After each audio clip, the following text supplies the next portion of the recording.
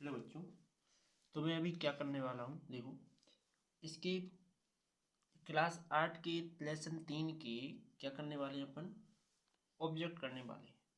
Object क्या कर रहे हैं कि यदि किसी चतुर्भुज के विकर्ण परस्पर समकोण पर समद्विभाजित करते हैं तो वह क्या कहलाते हैं, वह कहलाते हैं चतुर्भुज। ठीक, कौन सी चतुर्भुज? समचतुर्भुज, समचतुर्भुज। ओके। इसके बाद किसी चतुर्भुज के चारों अंतःकोणों का योग रिक्त स्थान होता है। अंतःकोणों का योग, ठीक, कितना होता है? 360 डिग्री। एक अष्टभुज में कितनी भुजाएं होती हैं? तो 8। ओके। इसके बाद षडभुज के प्रत्येक अंतःकोणों का योग, मतलब पूर्ण का योग कितना होता है? षडभुज मतलब कि 6 भुजाओं का 720। ओके। इसके बाद किसी बहुभुज के बाह्य कोणों की माप का योग, बाह्य कोणों की माप का योग कितना होता है? 360 डिग्री होता है। ठीक। इसके बाद समषटभुज का बाह्य कोण रिक्त स्थान होता है। क्या होता है वो बताना है। रिक्त स्थान मतलब ये समषट, एक कोण का मान कितना होगा? एक कोण का होता है 45। ओके।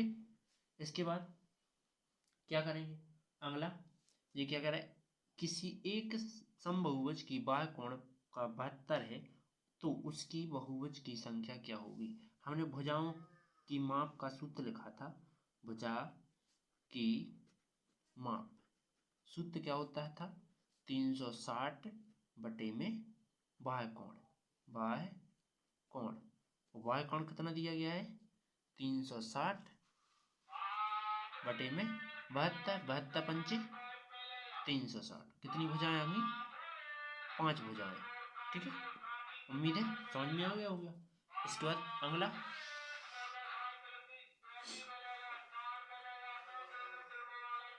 चतुर्भुज के दो विकर्ण एक दूसरे पर लंब हो पर बराबर नहीं हो, वह चतुर्भुज कौन सा चतुर्भुज कहलाएगा? ठीक, वो कहलाएगा अपना पतंग। ठीक, पतंग क्या होती है? चतुर्भुज आकार में होती है। ठीक।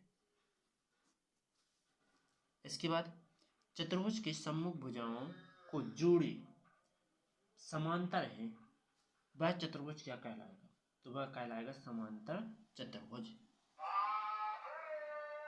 समांतर चतुर्भुज। ओके। इसके बाद एक बहुभुज का प्रत्येक अंतःकोण 108 है तो बहिष्ठ कोण कितना होगा? जब पहला जे है तो 180 में से घटा दो इसके ला तो कितना बचेगा? 72 बचेगा। इसके बाद अगला, समबहुभुज नहीं है। समबहुभुज कौन सा नहीं होता है? आयत नहीं होती है। ठीक, आयत। इसके बाद केवल रेखाखंड से बना सरल बंद वक्र रिक्त स्तंभ कहलाता है। कौन सा कहलाता है? वो कहलाता है अपना आयत, सॉरी आयत नहीं, बहुभुज, बहुभुज। ओके। इसके बाद अगला, बाह्य समांतर चतुर्भुज, बाह्य समांतर चतुर्भुज जिसके सभी कोण समान माप के हों उसे क्या कहते हैं?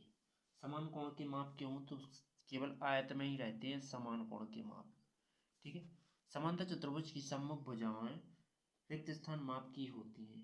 कितनी माप की होती हैं? रिक्त स्थान मतलब बराबर। ठीक, बराबर माप की होती हैं। इसके बाद अगला लास्ट है, समलंब चतुर्भुज के ऐसा चतुर्भुज होता है जिसकी भुजाएं एक युग्म में रिक्त स्थान होती है, मतलब कि हमेशा समांतर होती हैं। ठीक, समांतर। ओके। अगला,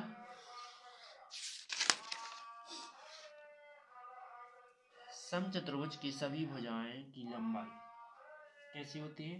बराबर होती है। इसके बाद अगला, वर्ग एक ऐसा आयत है जिसकी सभी भुजाएं रिक्त स्थान होती हैं। कैसी? बराबर। एक समचतुर्भुज के विकर्ण परस्पर कैसे होते हैं? लंब देते हैं। ठीक है। इसके बाद एक समबाहु भुज का बाह्य कोण 30 का है तो उनकी भुजाएं कितनी हो जाएंगी, भुजाओं की संख्या हो जाएगी अपनी 12।